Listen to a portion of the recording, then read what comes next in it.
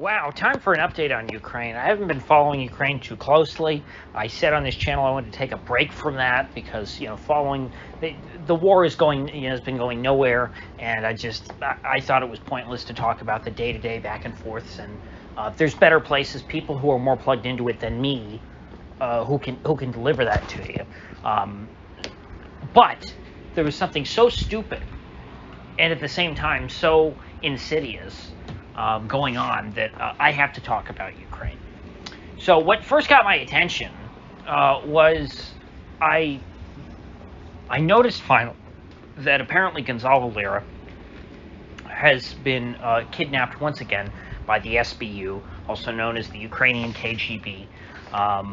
And it looks like he's donezo this time. They didn't do it in secret. They did it publicly. They put it all over the nightly news on all of Ukraine's state media. And they're very proud that of arresting Gonzalo for crimes against the word. He is. They're very clear. They didn't trump up charges and say, oh, he's a. He's a pimp or something, or he's, a drug dealer. No, they just said he has the wrong opinions, so we're going to lock him up. Ha ha, look at him.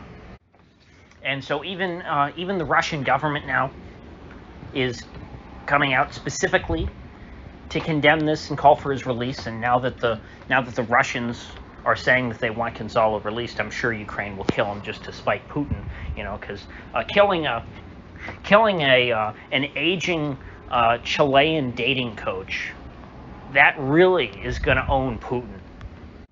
But that's how impotent Ukraine and their attacks appear to have become. Because if they were winning this war, if they were confident, if they were going to be the victors in all this, do you really think they would care about Gonzalo Lira, a foreigner, running his mouth about the war? No. The reason why they hate Gonzalo is the same reason from that meme comic about they hated Jesus because he spoke the truth. That's why they hate Gonzalo. That's why they've locked him up, and that's why they're going to kill him.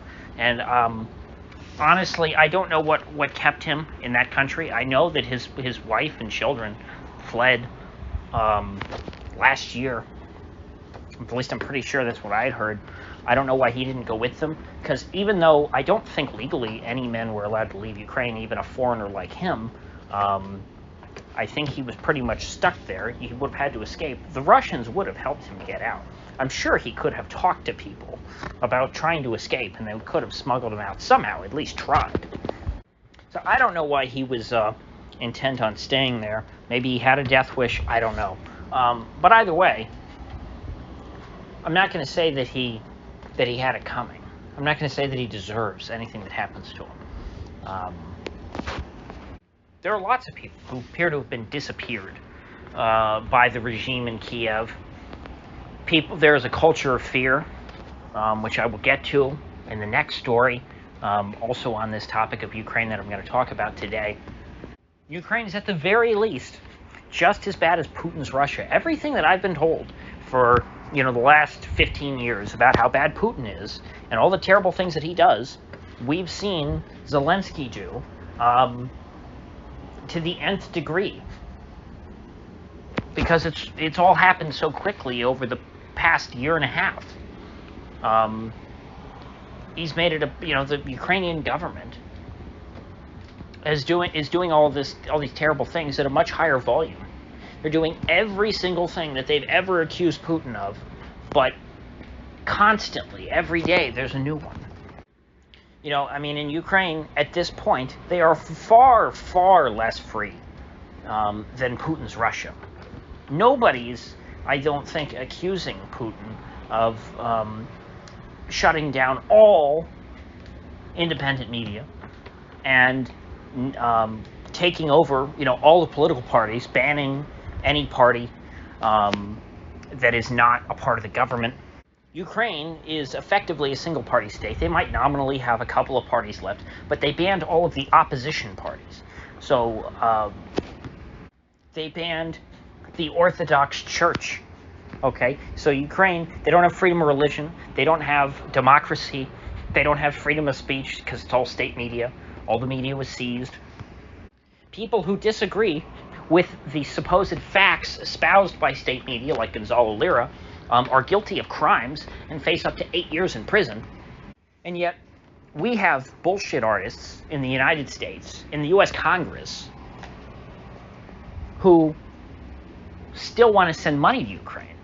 You know, there are some people in Congress who say, well, we should cut the money to Ukraine just on totalitarian, you know, or not totalitarian, it's a slip of the tongue, utilitarian reasons, because, well, Ukraine's not winning, it's not a good investment. It's like, well, no, these people are bad. They're bad people that you're giving money to. And I mean well beyond the neo-Nazis. It's not just the Azov guys anymore. You know, those guys were always bad, but they were a faction.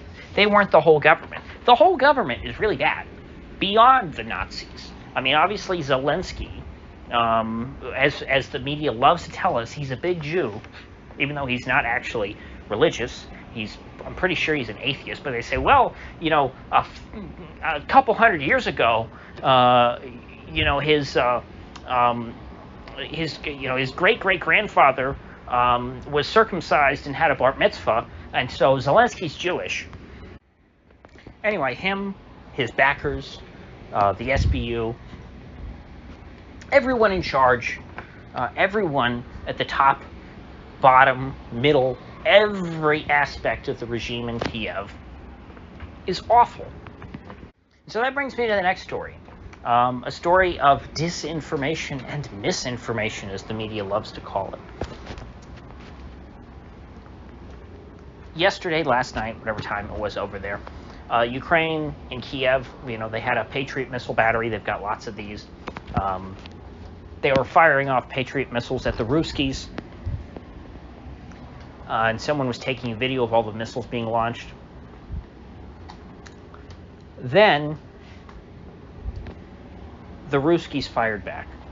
They fired a hypersonic missile back at Kiev, and it blew up the Patriot missile battery. Now, is this some big embarrassment? Is this the end of the world?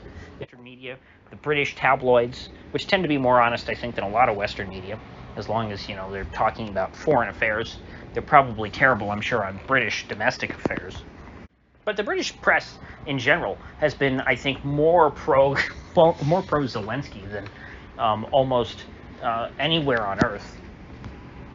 And so even they said, you know, hey, Vlad blew this missile battery to bits.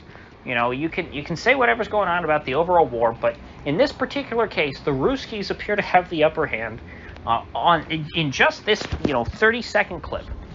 Because the Ukrainians, they're firing off missiles, and then the Ruskies fire one back, and it blows up their whole missile battery. Well, that's no good. The Ukrainians can't allow that message to happen. The West, importantly, can't allow that message to happen. And so the woman who recorded the video put up another video of herself crying, apologizing, saying she never should have done that. She's committed a terrible, terrible crime against the people of Ukraine. She just wants to apologize for all the terrible things she's done. She was just, you know, sitting with her kids in her apartment, you know, and she saw some missiles going off, so she thought it was cool, wanted to record it, and she never knew that she would cost. I mean, the woman was acting like, you know, she had single-handedly cost her country the war.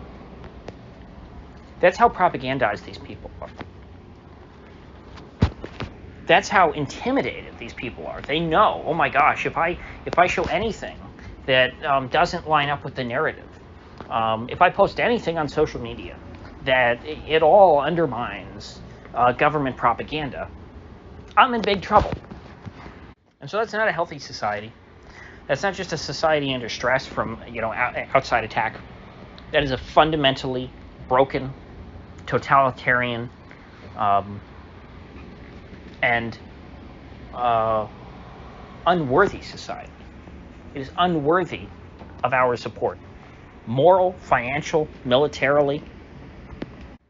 And so, one other thing. So on the one hand, this video is terrible because, oh my gosh, it undermines, you know, the Ukrainian propaganda that everything, on every day, everything goes perfect. They never lose any soldiers. Russia loses thousands of soldiers every day. Ukraine never loses anyone. Ukraine never has any of their toys blown up. Russia's always getting their toys blown up. You know, Russia's Air Force has completely been shot out of the sky by the ghost of Kiev single-handedly.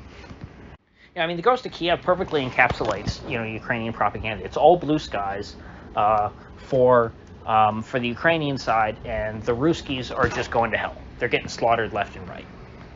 There's no contest here. There's no back and forth. There's no, you know, hey, you know, Ukraine takes a swing and Russia, you know, gets punched in the mouth, and then, you know, Russia punches back and Ukraine takes a hit to the face. No, there's none of that. There's no dogfighting. It's not even close. Ukraine winning overwhelmingly. That's what the people of Ukraine, that's the propaganda that they are fed, and that's what they are forced to believe. And if they say anything that contradicts that, they get unpersoned. They get disappeared. They get tortured to death. So that's why Ukraine should not be supported by my government. That's why that's my reason for that's my number one reason for wanting the Ukraine war to be funded. But anyway, moving on to the propaganda about the missile battery. The other reason why Western media had to scramble, and, you know, CNN had to come out and say, well, sure, the video showed it being hit by a missile, but you know, it was damaged, sure, but it was probably repairable, and you know, just give them a couple of days to do. They'll have to turn some wrenches, and then that Patriot missile system will be as good as new. You know, it wasn't completely obliterated by a direct strike by a Russian missile. No. The Ruskies could never hit a Patriot missile system. And so they're having to run cover for Raytheon, because that's a big product for Raytheon, and they don't want any confidence in their product to be undermined, because then people might think twice before buying a Patriot missile system. You know, if they're a military, because they'll say, well, gee, if I ever go up against those hypersonic missiles that like the Ruskies are making, my Patriot missile system is not going to do me a whole lot of good. So maybe I should buy someone else's product. No. The media has to run cover for Raytheon, and I believe they're also made under license by Lockheed and Hughes, if I remember correctly. I think those are the three.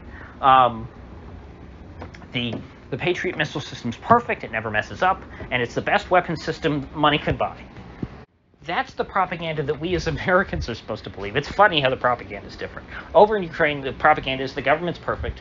Over here, our propaganda that they're prioritizing, we also have to get fed propaganda about our government being perfect. But the most important propaganda that they want to make sure they get right is this product made by this multinational corporation is perfect. The product is perfect, and there's no reason why you shouldn't buy it. Make sure to get your next booster shot on the way to your local Raytheon dealer to buy your Patriot missile system. Don't worry about the myocarditis or the hypersonic missiles. That is no threat to you. So, with all that said, I will see you folks back here tomorrow.